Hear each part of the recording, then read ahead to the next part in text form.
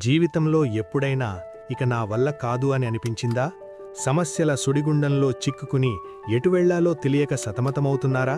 అయితే ఈ మాట మీకోసమే. మనుషులు నిన్ను వదిలేయవచ్చు, పరిస్థితులు నిన్ను భయపెట్టవచ్చు, కానీ సృష్టికర్తయైన దేవుడు నీకొక వాగ్దానం చేస్తున్నాడు. యెషయా 41:10లో దేవుడు ఇలా అంటున్నాడు: నీవు భయపడకుము, నేను నీకు తోడైయున్నాను. దిగులుపడకము, నేను నీ దేవుడనైయున్నాను. అవును, నీవు ఒంటరివి కావు. ఆ సమస్య కంటే నీకు తోడుగా ఉన్న దేవుడు గొప్పవాడు.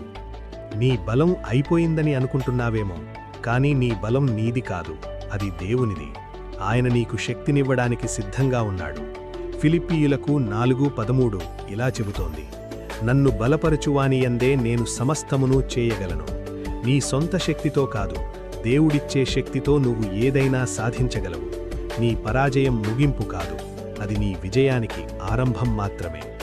ఈరోజు ఉన్న కన్నీరు రేపు సంతోషంగా మారుతుంది. దేవుని ప్రణాళికలు ఎప్పుడూ మంచికే ఉంటాయి. ఇర్మియా 29:11 గుర్తుంచుకోండి: నేను మిమ్మును గూర్చి ఉద్దేశించిన సంగతులను నేనెరుగుదును.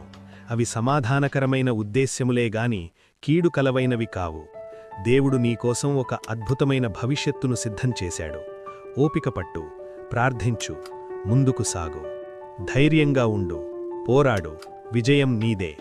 దేవుడు నీ పక్షాన ఉండగా నీకు విరోధంగా నిలిచేదేది? ఈరోజే లే, దేవుని వాక్యాన్ని నమ్ము, అద్భుతాన్ని చూడు. God bless you.